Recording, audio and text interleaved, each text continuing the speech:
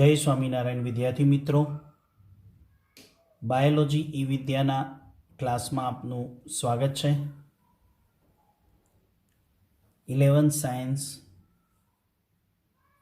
Chapter 9 जैविक अणुओ, jenny अंदर आपणे कार्बोहाइड्रेट विषे जानकारी लईए छीए अने ए कार्बोहाइड्रेट में अगाउना विडियो में मोनोसेकेराइड, डाइसेकेराइड अने आजना विडियो में आपणे समझीशुं पॉलीसेकेराइड। टॉपिक है 9.5। हवे ए टॉपिक 9.5 जे पॉलीसेकेराइड है एनसीईआरटी बुक प्रमाणे ए प्रमाणे पण मेन्शन है अने साथे साथे आपणे नीटने ध्यान में राखीने पण जोईशुं।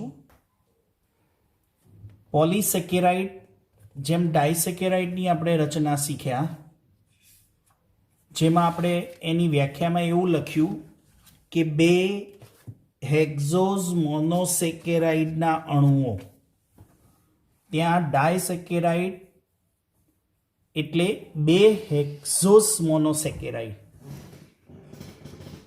3 अणु, 4 अणु, 5 अणु, 3 થી 10 अणु होय तो एने ऑलिगोसेकेराइड कहेवाय। अगाऊ आपणे ज्यारे कार्बोहाइड्रेटना प्रकार पाड्या त्यारे एम कीधुं हतुं मोनोसेकेराइड, डाइसेकेराइड, ऑलिगोसेकेराइड अने पॉलीसेकेराइड।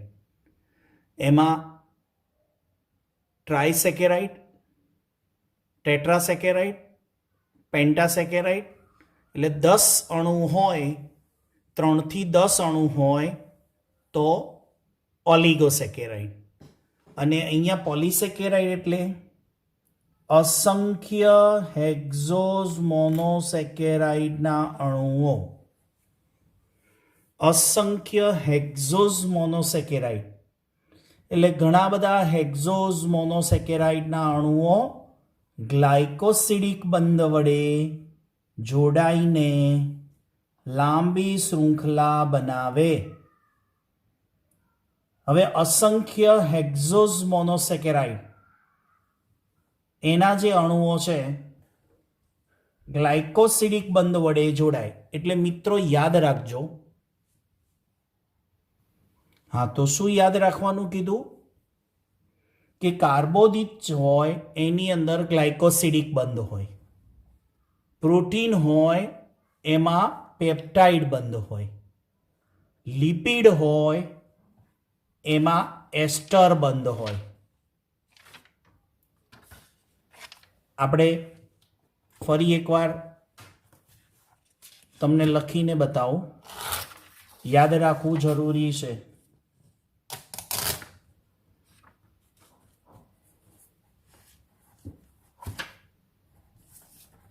कार्बोहाइड्रेट्स एनी अंदर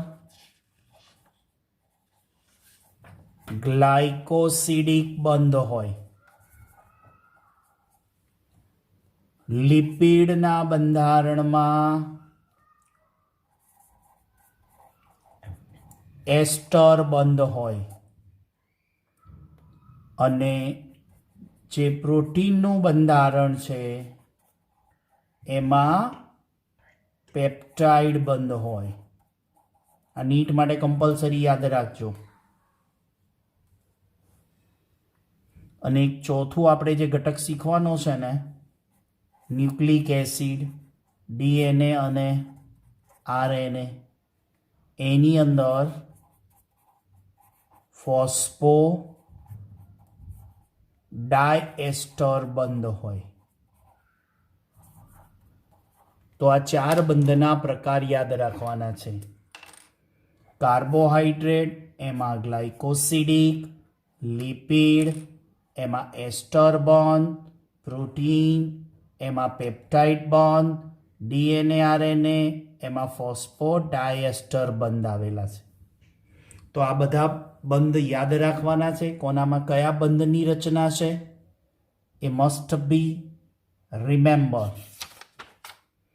આગળ વાત કરીએ તો આવી જે અસંખ્ય હેક્ઝોઝ મોનોસેકેરાઇડના અણુઓની લાંબી ચેઇન છે એમાં ગ્લાયકોસિડિક બનશે. આવી જે લાંબી શૃંખલા બને એને આપણે કહીશું પોલિસેકેરાઇડ.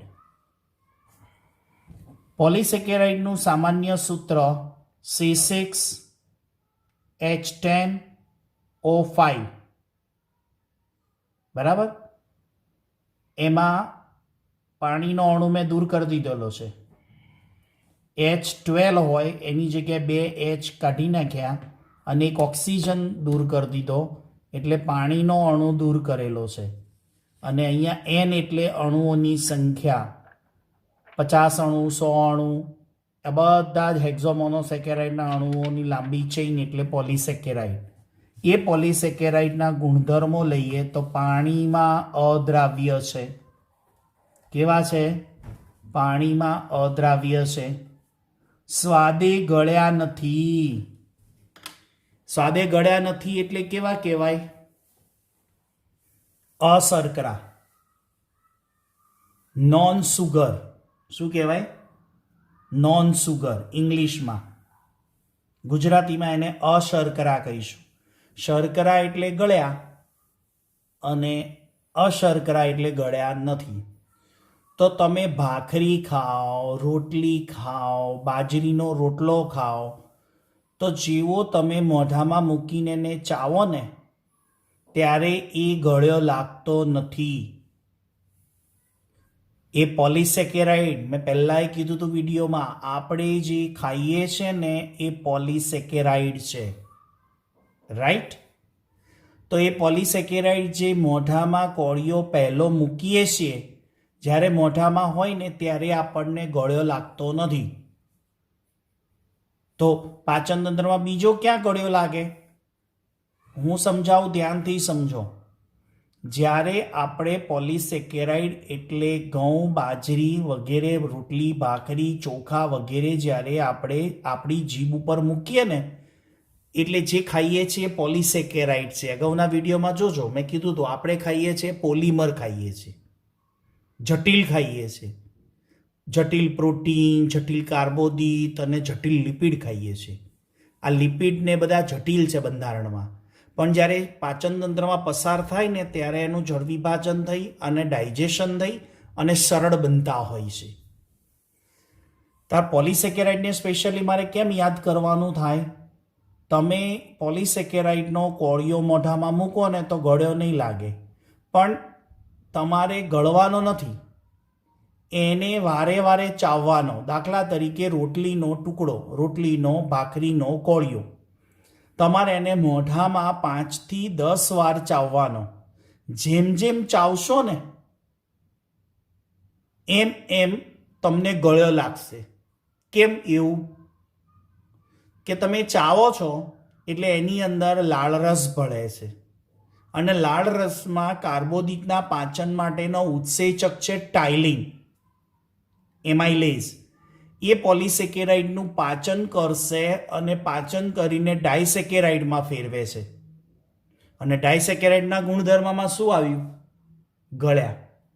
એટલે પોલિસેકેરાઇડ આપણને મોઢામાં જીભ ઉપર મૂકતા ગળ્યા લાગતા નથી, પણ એનો કોળિયો જ્યારે ચાવીએ છીએ ત્યારે જીભ વડે એનો ટેસ્ટ ગળ્યો કેમ આવે છે? કે એ વખતે મોઢામાં રહેલી લાળ ગ્રંથિ દ્વારા સર્જાતી લાળરસમાં ટાઇલિન એટલે કે એમાઇલેજ ઉત્સેચક વડે પોલિસેકેરાઇડનું પાચન થઈ, જળ વિભાજન થઈ, ડાયસેકેરાઇડ બને, એટલે ડાયસેકેરાઇડ આપણને ગળ્યો લાગે. ડાયસેકેરાઇડના ગુણધર્મમાં છે.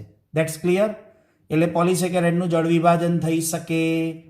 હવે જો પોલિસેકેરાઇડનું જળ વિભાજન થઈ શકે તો એ ડાયસેકેરાઇડમાં રૂપાંતર થાય, ડાયનું શામાં થાય? મોનોમાં થાય. અને આવા પોલિસેકેરાઇડ કોષ રસમાંથી પસાર થઈ શકતા નથી. તો આ એના ગુણધર્મો છે. હવે આપણે લઈશું પોલિસેકેરાઇડના પ્રકાર. પોલિસેકેરાઇડના જે પ્રકાર છે એમાં starch, glycogen, cellulose, lignin, pectin, chitin, dextrin અને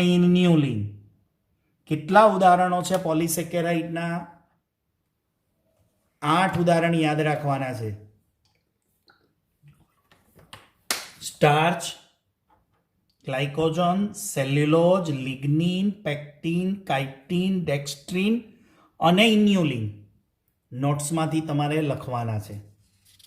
હવે 1 બાય 1 એક એક પોલિસેકેરાઇડનું આપણે ડિસ્કશન કરીએ. પહેલું છે સ્ટાર્ચ. સ્ટાર્ચ એ શું છે? સામાન્ય નામ તમે સાંભળ્યું છે સ્ટાર્ચ. તો વનસ્પતિ પેશીમાં હાજર શક્તિનો ભંડાર છે. હવે વનસ્પતિ આપણે બોલીએ છીએ ને કે પર્ણો પ્રકાશ સંશ્લેષણ કરીને ખોરાક બનાવે, તો એ જે વનસ્પતિમાં પ્રકાશ સંશ્લેષણ કરીને જે ખોરાક બને ને એ ગ્લુકોઝનો અણુ બને. હવે સતત ગ્લુકોઝનું પ્રોડક્શન થાય. હવે ગ્લુકોઝના અસંખ્ય અણુઓ ભેગા થઈ જાય તો એ બધા જોઈન્ટ થાય ગ્લાયકોસિડિક બંધ વડે અને શું બને? પોલિસેકેરાઇડ. અને એ પોલિસેકેરાઇડ વનસ્પતિમાં જે બન્યો એ શું છે? સ્ટાર્ચ. એટલે કે સ્ટાર્ચ છે ને એ વનસ્પતિ પેશીમાં શક્તિનો ભંડાર છે, એટલે શક્તિનો સ્ત્રોત છે. અને એની રચના જો જોવામાં આવે છે માઇક્રોસ્કોપિક વ્યૂમાં તો કુંતલાકાર દ્વિતીયક સંરચના કુંતલાકારની હોય છે. હવે એક ટેસ્ટ આવે છે, કસોટી, કેમિકલ ટેસ્ટ આવે છે, તમને લેબોરેટરીમાં આવશે.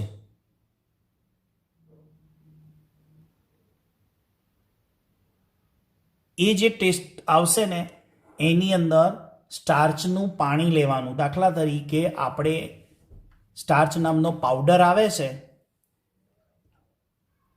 સ્ટાર્ચનો પાવડર આવે ને એ પાવડરને આપણે પાણીમાં બનાવીને લિક્વિડ ફોર્મ કરીએ, અથવા તો ભાતનું ઓસામણ, ચોખા હોય ને એના ભાતનું ઓસામણ લઈએ એટલે આપણને સ્ટાર્ચ મળ્યો કહેવાય. એ સ્ટાર્ચ સાથે આયોડિન I2 જ્યારે મિક્સ કરવામાં આવે અથવા તો સ્ટાર્ચની અંદર આયોડિનના 2 ટીપા અથવા તો એક નાનકડું ટીપું અથવા તો એક ડ્રોપ જો નાખીએ ને તો સ્ટાર્ચ કયો કલર આપે? બ્લુ બ્લેક, જેને આપણે ભૂરો રંગ કહીશું. આ સ્ટાર્ચ કસોટી છે. સ્ટાર્ચને ઓળખવો હોય તો આયોડિન નાખતાની સાથે આપણને ભૂરો રંગ આપે.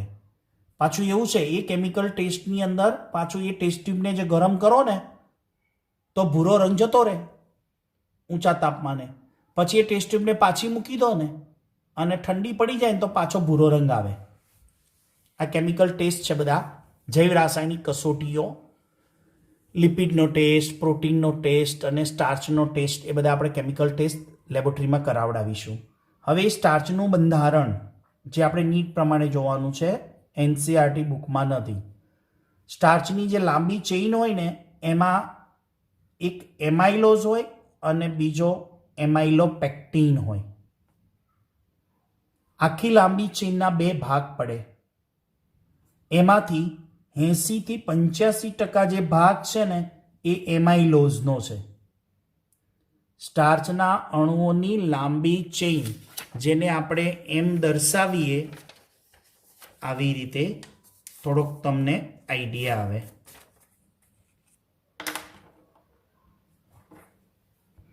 આ ગ્લુકોઝનો અણુ,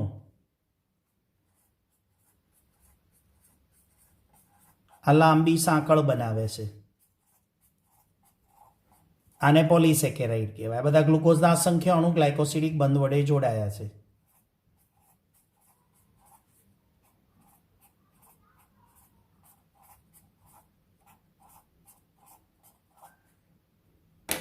હવે આ ભાગ પાડી દઈએ તો આ તમને આખી જે શૃંખલા દેખાય ને જેમાં એક પણ શાખા નથી, એટલે નોન બ્રાન્ચ, અશાખિત. આ અશાખિત ભાગ છે ગ્લુકોઝની ચેઇનનો અને આ ગ્લુકોઝની શૃંખલાનો શાખિત ભાગ કહેવાય. તો આ અશાખિત ભાગ છે એને કહીશું એમાઇલોઝ અને આવો જે ભાગ છે એને કહીશું એમાઇલોપેક્ટિન. હવે એ જે એમાઇલોઝ છે ને 80 થી 85% ભાગ બતાવે, જ્યારે એમાઇલોપેક્ટિન છે ને માત્ર 15 થી 20% જ હોય. આ એમાઇલોઝ અને એમાઇલોપેક્ટિનની આખી લાંબી ચેઇન જ છે, એને સ્ટાર્ચ કહેવાય. પણ આ ગ્લુકોઝની અશાખિત શૃંખલા હોય. જેમ હમણાં કીધું એમ, ગ્લુકોઝની કેવી શૃંખલા? અશાખિત શૃંખલા. તો આ જે ગ્લુકોઝની છે ને અશાખિત શૃંખલા, એટલે આ ક્યાંય શાખા નથી. જ્યારે ગ્લુકોઝની શાખિત શૃંખલા એ એમાઇલોપેક્ટિન, આ એમાઇલોઝ છે ને એનો અણુભાર ઓછો હોય, જ્યારે આનો અણુભાર વધારે હોય, મોલેક્યુલર વેઇટ. આ એમાઇલોઝ છે ને એ પાણીમાં અદ્રાવ્ય હોય, જ્યારે એમાઇલોપેક્ટિન છે ને પાણીમાં દ્રાવ્ય છે. તો સ્ટાર્ચના બંધારણની અંદર એમાઇલોઝ અને એમાઇલોપેક્ટિન આવેલું છે, એ આપણે નીટ માટે તૈયાર કરવાનું છે. તો આ સ્ટાર્ચનું બંધારણ થયું. આગળ વાત કરીએ, બીજો પોલિસેકેરાઇડ છે ગ્લાયકોજન. ચલો હવે મિત્રો હું તમને એમ સમજાવું કે આપણે વનસ્પતિનો ખોરાક તરીકે ઉપયોગ કર્યો, વનસ્પતિમાં સ્ટાર્ચ છે, રાઈટ? હવે આપણે એમ કીધું કે વનસ્પતિમાં સ્ટાર્ચ આવેલો છે, ગ્લુકોઝની લાંબી ચેઇન આવેલી છે. એ સ્ટાર્ચને આપણે પોલિસેકેરાઇડ છે ખોરાક તરીકે વાપર્યો, એટલે એ પોલિસેકેરાઇડ નું આપણા શરીરમાં પાચન થઈ ડાય અને ડાયસેકેરાઇડનું મોનો થયું, એટલે મોનો એટલે ગ્લુકોઝ થયો. હવે જ્યારે આપણે ખોરાક તરીકે વાપરીએ છીએ સ્ટાર્ચને, એ વનસ્પતિને વાપરીએ છીએ, ઘઉં, ચોખા, બાજરી અને બધું. હવે જ્યારે આપણા શરીરમાં ગ્લુકોઝ આવે ત્યારે એ ગ્લુકોઝ બળતણ તરીકે વપરાય છે. કઈ રીતે? બળતણ તરીકે, એટલે કે આપણા શરીરનું ફ્યુઅલ છે. હા, એનાથી આપણને શક્તિ મળે છે, એટલે આપણને એને બળતણ કહીએ છીએ. પણ જેટલો ગ્લુકોઝ વપરાવાનો હોય ને એટલો વપરાય બળતણમાં, બાકીનો ગ્લુકોઝ જે વપરાવાનો નથી, અને આપણે એ ગ્લુકોઝનો શું થાય છે? શરીરમાં સંગ્રહ થાય. એ ગ્લુકોઝ પાછો આવી રીતે ચેઇન બનાવે અને યકૃતમાં એનો સંગ્રહ થાય. એને યકૃતમાં જે સંગ્રહ થાય એને ગ્લાયકોજન કહીશું. તો એનો અર્થ શું થયો મિત્રો? કે પ્રાણીઓની અંદર આપણે ગ્લુકોઝ લીધો, આપણે પોલિસેકેરાઇડ ખાધું છે, જમ્યા છીએ, પછી એનું પાચન થઈને ગ્લુકોઝ બને, એ વધારાનો ગ્લુકોઝ પ્રાણીઓમાં અને ફૂગમાં સ્ટોક થાય. મનુષ્યની અંદર આવો ગ્લુકોઝ લાંબી ચેઇન બનાવે, જેને આપણે શું કહીએ? ગ્લાયકોજન. તો અહીંયા લખ્યું જ છે ગ્લુકોઝના એકમોની શાખિત શૃંખલા, એટલે એમાઇલોપેક્ટિન જેવી, અને પછી ગ્લાયકોજન બને. અને ગ્લાયકોજન આપણા લીવર અને મસલ્સ એની અંદર સંગ્રહ થાય, યકૃત અને સ્નાયુ કોષોમાં સંગ્રહ થાય. પછી તમને પ્રશ્ન થશે, સાહેબ એનો સંગ્રહ થઈને શું થાય? પણ જ્યારે આપણે 1-2 દિવસના ઉપવાસ કરીએ ત્યારે સહેજ પણ આપણા શરીરમાં અનાજ ન જાય, એવા સમયે આ લીવર અને મસલ્સમાંથી જે ગ્લાયકોજન છે ને એમાંથી ગ્લુકોઝ બનશે. એટલે 2 વસ્તુ યાદ રાખવાની છે વિદ્યાર્થીઓ. ગ્લુકોઝમાંથી ગ્લાયકોજન તરીકે સ્ટોક થયો, અને જરૂર પડે તો ગ્લાયકોજનનું ગ્લુકોઝમાં રૂપાંતર થઈ જાય. હવે આ ગ્લાયકોજનનો જમણો છેડો, આ શબ્દ એનસીઈઆરટીમાં છે, એનસીઈઆરટીમાં છે. જમણો છેડો રિડ્યુસિંગ છે અને ડાબો છેડો છે ને શાખાયુક્ત અને નોન રિડ્યુસિંગ છે. હવે કેમિસ્ટ્રીમાં આવે છે રિડ્યુસિંગ અને નોન રિડ્યુસિંગ એટલે શું, જેના કેમિકલ ટેસ્ટ હોય છે. એ કેમિસ્ટ્રીના સર તમને વિગતવાર સમજાવશે કે રિડ્યુસિંગ સુગર અને નોન રિડ્યુસિંગ શું કહેવાય. એટલે આપણે ખાલી યાદ રાખો કે જમણો છેડો રાઇટ હેન્ડ સાઈડ જે છે એ રિડ્યુસિંગ છે અને લેફ્ટ હેન્ડ સાઈડ છે એ નોન રિડ્યુસિંગ છે. તો આ ગ્લાયકોજનની વાત કરી કે ગ્લાયકોજન એટલે પ્રાણીઓમાં સંચિત ખોરાક. 2 MCQ યાદ રાખવાના છે. કયા MCQ યાદ રાખવાના છે? વનસ્પતિમાં સંચિત ગ્લુકોઝ એટલે ગ્લુકોઝની લાંબી ચેઇનને આપણે શું કહીશું? વનસ્પતિમાં સ્ટોક થાય તો સ્ટાર્ચ. અને એનિમલ પ્રાણીઓમાં સંચિત ગ્લુકોઝને સ્ટાર્ચને શું કહેવાય? ગ્લાયકોજન. આ યાદ રાખજો નીટ માટે. વનસ્પતિમાં જો સ્ટાર્ચનો પોલિસેકેરાઇડનો સંગ્રહ થાય છે એ સ્ટાર્ચ તરીકે અને પ્રાણીઓમાં ગ્લાયકોજન તરીકે. હવે ત્રીજો પ્રકાર આપણે લઈએ છીએ સેલ્યુલોઝ. પોલિસેકેરાઇડનો ત્રીજો પ્રકાર સેલ્યુલોઝ. સેલ્યુલોઝનું નામ પડતાની સાથે આપણને મગજમાં આવી જાય કે પ્લાન્ટ સેલની સેલ વોલ, વનસ્પતિ કોષની કોષ દિવાલમાં સેલ્યુલોઝ હોય. એ આયોડિન સાથે પ્રક્રિયા દર્શાવતા નથી. કેમ કે સ્ટાર્ચની જેમ જટિલ કુંતલો એના ગેરહાજર છે. જ્યારે સ્ટાર્ચમાં જટિલ કુંતલો હાજર હોવાથી આયોડિન સાથે પ્રક્રિયા કરતા ભૂરો રંગ આપે. જ્યારે આ સેલ્યુલોઝ છે ને એ આપણને આવા જટિલ કુંતલો ગેરહાજર હોવાથી આયોડિન સાથે પ્રક્રિયા બતાવતા નથી, એટલે કે ભૂરો રંગ દર્શાવતા નથી. That's clear. હવે આપણે 3 પ્રકારના પોલિસેકેરાઇડ જોયા: સ્ટાર્ચ, ગ્લાયકોજન અને સેલ્યુલોઝ. આ બધા એક જ પ્રકારના મોનોસેકેરાઇડ જોડાતા બને છે. એક જ પ્રકારના મોનોસેકેરાઇડ એટલે glucose, glucose, glucose, glucose, glucose, glucose, glucose, glucose, બધા જ અસંખ્ય ગ્લુકોઝના અણુઓ જોડાઈને બને. અને બધા ગ્લુકોઝ એનું બંધારણ તો સેમ જ હોય, અણુસૂત્ર C6H12O6, એટલે બધા ગ્લુકોઝના જ બને છે. એટલે લાંબી ચેઇન ગ્લુકોઝની છે અને ગ્લુકોઝનું સૂત્ર C6H12O6, એટલે એને આ સ્ટાર્ચ, ગ્લાયકોજન, સેલ્યુલોઝને સમપોલિમર કહેવાય. લિપિડને વિષમ પોલિમર કહેવાય. કેમ? સમજણ પડી ને? ફેટી એસિડ જુદા જુદા હોય. એમિનો એસિડ, પ્રોટીનને પણ વિષમ પોલિમર કહેવાય. કેમ? એક એમિનો એસિડ બીજા એમિનો એસિડથી જુદો હોઈ શકે, જ્યારે અહીંયા એક ગ્લુકોઝ બીજા ગ્લુકોઝથી જુદો ના પડે. બધા જ એકમો ગ્લુકોઝના છે. માટે સ્ટાર્ચ, ગ્લાયકોજન, સેલ્યુલોઝને શું કહીએ? સમપોલિમર કહીશું. રાઈટ? That's clear? ઓકે. આગળ અન્ય પોલિસેકેરાઇડના પ્રકાર જોઈએ. અન્ય પોલિસેકેરાઇડમાં ચોથું છે ઇન્યુલિન. ઇન્યુલિન એ શું છે? ફ્રુક્ટોઝનો પોલિમર છે. શું છે? ફ્રુક્ટોઝનો પોલિમર છે.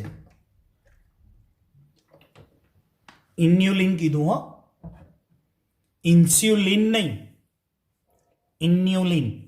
એકચ્યુઅલી આ ફ્રુક્ટોઝનો પોલિમર છે. અને ક્યાં હોય તમને પ્રશ્ન થાય તો હું કહી દઉં કે આપણે જે ગાજર, મૂળા, સુરણ એ આપણે કહીએ ને, એમાં જે સંગ્રહિત સ્ટાર્ચ છે ને એ ઇન્યુલિન સ્વરૂપે હોય. એટલે જોજો, સુરણ આપણને સ્વીટ લાગશે, ગાજર આપણને સ્વીટ લાગશે, ફ્રુક્ટોઝ છે ને એ સ્વીટ છે, કેમ કે સુક્રોઝના બંધારણમાં આવે ને એટલે સ્વીટ થાય. સકરિયું આ ઇન્યુલિન તરીકે છે. એ ખોરાક કંદમૂળમાં, યાદ રાખો, કંદમૂળમાં હોય. આગળ જટિલ પોલિસેકેરાઇડ જોઈએ. હવે આ જટિલ પોલિસેકેરાઇડ એટલે શું? તો સિમ્પલ, જટિલ પ્રોટીન હતું તો એની વ્યાખ્યામાં શું હતું? એમિનો એસિડ સિવાય અન્ય ઘટક હતો. જટિલ લિપિડ હતું એમાં શું હતું? ફેટી એસિડ અને આલ્કોહોલ સિવાય અન્ય ઘટક હતો. તો જટિલ પોલિસેકેરાઇડ શું થયું? ગ્લુકોઝ સિવાય અન્ય ઘટક હાજર હોય. તો એમિનો સુગર એટલે ગ્લુકોઝની સાથે કેટલાક એમિનો એસિડ આવેલા હોય. માટે યાદ કરો, મેં તમને બેક્ટેરિયા ચલાવ્યા હતા. બેક્ટેરિયામાં 3 પ્રકારના ગ્રુપ હતા ત્રિક્ષેત્ર વર્ગીકરણમાં. પેપ્ટિડોગ્લાયકેન બેક્ટેરિયાની કોષ દિવાલ, પેપ્ટિડોગ્લાયકેન યાદ આવ્યું? પેપ્ટિડોગ્લાયકેન એટલે ગ્લુકોઝ અને એમિનો એસિડની બનેલી, જેને આપણે નામ આપ્યું હતું એમિનો સુગર. Remember it. તો રાસાયણિક સ્વરૂપે પરિવર્તિત શર્કરા છે આ. દાખલા તરીકે ગ્લુકોઝ એમાઇન વત્તા N acetyl galactose amine, glucose amine વત્તા એન એસિટાઇલ ગ્લુકોઝ એમાઇન એનું બંધારણ હોય જટિલ પોલિસેકેરાઇડમાં. ઉદાહરણ તરીકે કાઇટીન. કાઇટીન એ સંધિપાત સમુદાયના પ્રાણીઓમાં બાહ્ય કંકાલ તરીકે હોય. કાઇટીન એ જટિલ પોલિસેકેરાઇડનું ઉદાહરણ છે. તો આ પોલિસેકેરાઇડની વાત કરી. એ પોલિસેકેરાઇડનું મહત્વ શું છે? તો આ બધી ચર્ચામાં જ્યાં એનો ઉપયોગ આવ્યો ને એ એનું મહત્વ. પહેલું, વનસ્પતિમાં સ્ટાર્ચનો સ્વરૂપે એનો સંગ્રહ થાય. પ્રાણીઓમાં ગ્લાયકોજન સ્વરૂપે પોલિસેકેરાઇડનો સંગ્રહ થાય. સેલ્યુલોઝનું નામ આવ્યું તો વનસ્પતિની કોષ દિવાલના બંધારણમાં. કાઇટીન નામ આવ્યું તો કાઇટીનનું યાદ રાખવાનું, ફંગસ સેલ્યુલોઝ, કાઇટીન વત્તા સેલ્યુલોઝ એટલે ફૂગની કોષ દિવાલમાં. બીજું કાઇટીન ક્યાં છે? સંધિપાત સમુદાયના બાહ્ય કંકાલમાં, વંદાના બોડીમાં. યાદ આવી? બાહ્ય કંકાલ વત્તા મેં એમ કીધું હતું કે વંદાના ડાયજેસ્ટ સિસ્ટમની અંદર પેશણી, એમાં 6 દાંત કાઇટીનના કીધા હતા. નોટ ખોલીને જોજો, નીટમાં પ્રશ્ન પૂછાઈ ગયો છે. વંદામાં નીચેનામાંથી કઈ પોલિસેકેરાઇડ રચનાઓ હોય? તો દાંત અને બાહ્ય કંકાલ બંને આવે, કેમ કે વંદાની પેશણીમાં જે 6 લખેલું છે, આપણી નોટ ખોલીને જોજો, 6 કાઇટીનના દાંત, એટલે એક તો ત્યાં છે. પછી સ્થૂલકોણક પેશી પ્રેક્ટિકલની અંદર આવ્યું. સ્થૂલકોણક પેશીમાં પેક્ટિનનું સ્થૂલન હોય અને દ્રઢોતક પેશીમાં લિગ્નિનનું સ્થૂલન હોય. તમને થશે આ સ્થૂલન એટલે શું? તો હું અહીંયા જરા ધ્યાન દોરું તમને. સ્થૂલન એટલે આ કોષો છે મૃદુતક પેશીના. ઓકે, સ્થૂલન એટલે આ જે આંતરકોષીય અવકાશ છે એની અંદર આ હું જે દોરું છું ને એ પેક્ટિનની જમાવટ છે. એટલે આ વચ્ચેના આંતરકોષો, કોષો વચ્ચેની જગ્યાને આંતરકોષીય કહેવાય. એની અંદર આ જે દ્રવ્ય જમા થયેલું છે ને એને આપણે પેક્ટિન કહીશું. જ્યારે આ દ્રઢોતક પેશી છે, દ્રઢોતક પેશી આવા કોષો હોય.